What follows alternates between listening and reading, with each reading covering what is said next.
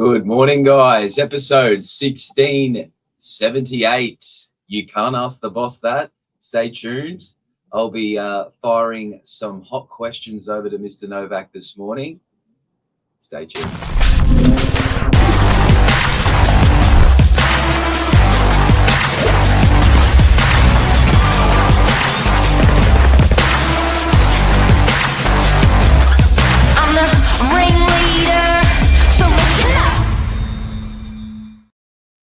Good morning, Mr. Novak. How are you?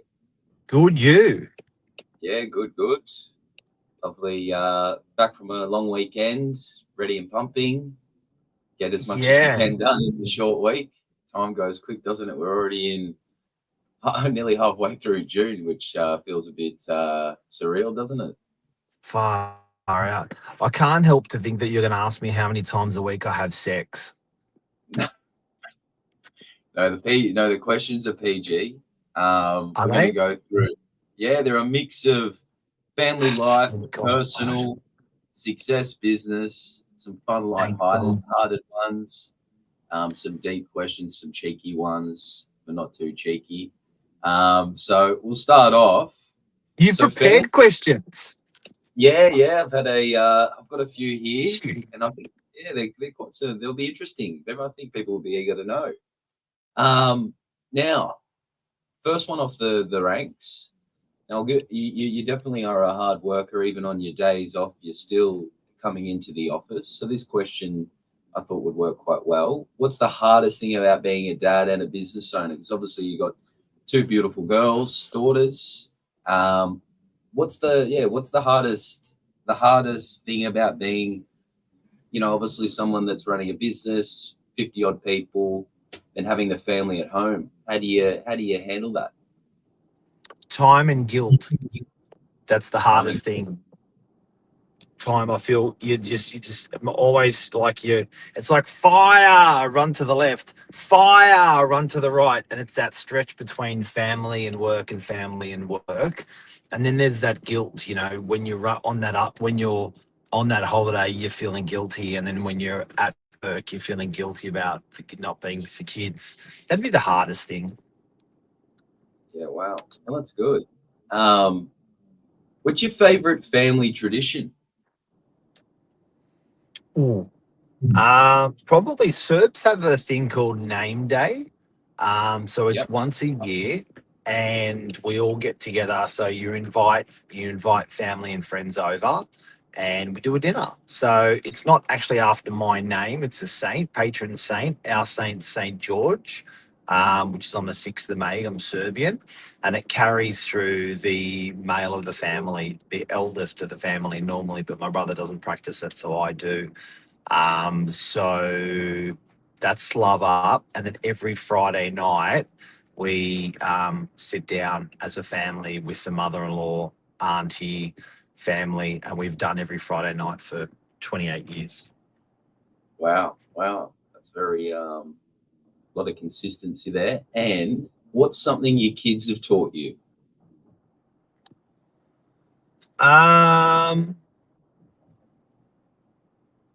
Yeah, I think they whip you around. So what have they taught me? I think my kids brought out my softer side in me. So the vulnerable, it's okay, don't give a shit, sort of relax sort of thing. So I think my kids think of me as pretty chilled and aloof, which is a very different profile to what I am at work, but they've brought that out of me sort of thing. So I think sometimes they think I'm a bit of a bear, or just go along with whatever they want to do or say, but I'm not normally like that. Wow. So that's family and life. Now moving on to personal. What's your biggest fear? I would say not being able to make the people around me happy. So letting people around me down.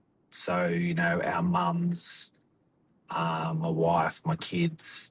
So I think that's part of providing. Do you know what I mean? Like you have that, you take that shield and you take that sword and you go, that's what I'm going to do. So, I think being a dad and being a husband, like I've always wanted, I sort of took that duty up and I sort of don't want to let the guys down on that duty. Yeah, I can actually, I would say that's up there with mine as well. So I can definitely relate with you on that one. Now, what's a habit you're trying to break? Being fat. In fact, Yeah, you have been on the health kick. I'll give you that. The shakes, you've been giving that a yeah, good go. You yeah. did that big track. You did that big And walk. the vaping was another one. Yeah, Yeah. it's a hard one to crack. Okay. And what's the best advice you've ever received? Build your brand. Build your brand, not the grey line. No. Oh, there's a couple. You've heard them all. They get repeated to you. You poor fella. But I think that that one of my friends, their dad was a highly successful business person, and we him and I, his father and I, finished 1.5 bottles of scotches. We are sitting there with a bottle of scotches and a breathalyzer, having fun, recording ourselves, and then he was, at the time, he was probably in his 70s, and he sat on the Reserve Bank like it was a highly esteemed guy and been run through the trenches as well, and that's what he said: build your brand. So he said, look, and it was the advice that was given to me in my mid 20s, and it always fascinated me. I was like, it was given to me of in such importance, and I didn't really understand it when I was given it, and then it's just resonated as I've gotten older and older and older. And if I could put that in different words, it would be better to be worth $1 than to have $1. So that integrity, or that brand, or that that what you carry, I think is just so important. Which is your brand. Yeah, wow. Well, that probably loops to my last question was, what advice would you give yourself at 25 years old?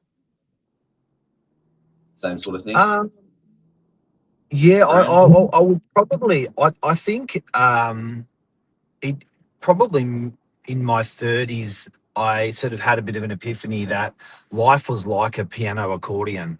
And I was like, some people stretch out, and the piano accordion has milestones or chapters, so you know what a piano accordion is? Yeah, that long thing. Yeah, it's like a Filofax, has Yeah, it opens up like that. And I felt that, each of those notches in the piano accordion was like a milestone or an achievement in life. And I thought to myself, well, what if I actually compressed the piano accordion and did those things faster? So I could move on to the next thing, so I could move on to the next thing, so I could move on to the next thing. Or do you stretch it out and do those things really slowly? Um, and I was always like, no, hang on. I reckon I can push it all together. I can compress it all. That'd be more fun. And then I started doing that. So when I was achieving one thing, I was queuing up the second and third and fourth thing behind it. And I was like, bang, bang, bang, bang, bang. And then, it's like if you got a task of jobs to do on a Sunday, and you're like, I'll do one every Sunday for the next 3 months, or you know what, I'm just going to go nuts and I'm going to nail these in the next 2 Sundays like a crazy man. So that's what I'd say to a 25-year-old. Those things that you want out of life, just do them real early, and accomplish them so you can move on to the next things from there. awesome, awesome. Now it's something a little bit lighthearted. What's your guilty pleasure? Um, Through that, Lisa. a good wife. That's my guilty pleasure. Yes. Guilty pleasure would be a holiday. That's probably the boring one to answer. I love that. Mhm. Guilty pleasure would probably be um, hammering a bottle of scotch with a mate or two, A cigar in hand. um, and a smoke. Yeah, Yeah, and then having a smoke. That would be, that'd be something where you sit back and just enjoy yourself a little bit. that's nice. That's nice. What's your most embarrassing work story? Um, there's been lots. It would be probably the one that comes to mind. The first would be when we had a guy in the office, Mickey, and I wrote, and the prospective tenant called me and said, "Look, I'm meeting with this guy in your office, and he's not here, and I've just called him and he's not answering." And I'm like, "It's weird." So I called him and said, "Mate, where are you?" And he said, "Oh, look, I can't remember the address. Let's just say Headland Road, 55 Headland Road." I said, "I've got a lady waiting for 55 Headland Road. Where are you?" He said, "Inside." And I'm like, why would you be waiting inside for someone that's outside? Like, go outside. There's a lady there waiting for you. And I hang up. And I go, and the lady rings back. She goes, he hasn't walked out. And I'm like, so I ring him up. I said, dude, where are you? And he said, look, I'm at 55 Headland Road. And I'm like, she's at 55 Headland Road. So I go back, grab her on the phone. I said, listen, is there a signboard in front of the property? She said, there is. I said, can you wait by the signboard? She said, okay. And then I called him and said, "Go, is there a signboard in front of the property?" I told her to wait at the signboard. He goes, "There's no signboard here." I said, "Are you at this address?" And he goes, hang on." And I said, "Hang on a second. You just, you're at a different number. You're at a different number." He goes, "Yeah." I said, "How did you get into the property?" He said, "Oh, the key didn't work, so I broke in through a window." I'm Oh, like, no dude, way. you broke into someone's house? And he goes, yeah. I go, did you leave a business card? He goes, yeah. I'm like, I'm like, I won't finish the story, but we broke into someone's house. Oh my God. Wow. Well, that's definitely interesting. Yeah. And some deep questions. What does success mean to you today versus 10 years ago?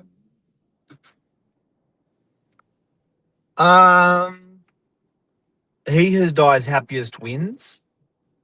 So I think everyone's canvas is different, and the ultimate metric is happiness. And that happiness comes in so many different ways to many different people. So I think that's probably it. He who dies happiest wins. Yeah, nice. What Has legacy that do you? has that changed from 10 years ago? No. No. Yeah. Beautiful. Um, what's one thing you wish people asked you more often?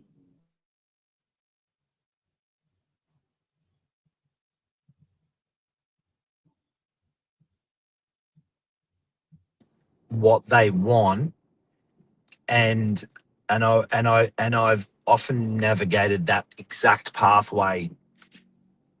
Um, and I'm like, I know you want this. Why wouldn't you just ask me what do I have to do to get there?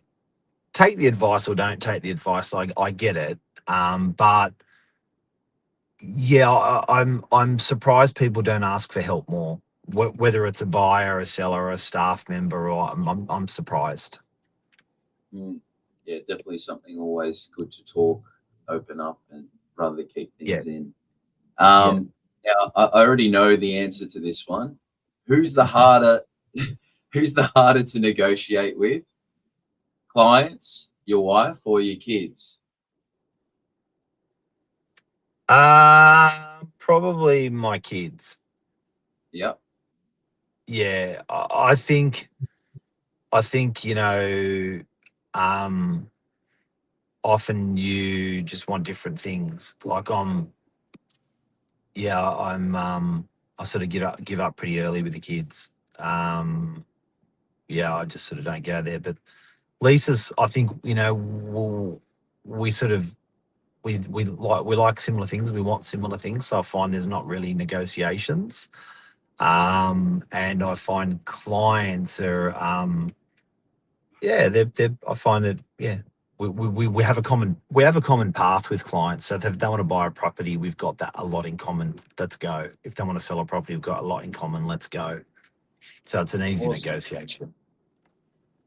2 last questions. Last one, a little bit fun. Who would you play in a movie? Oh, I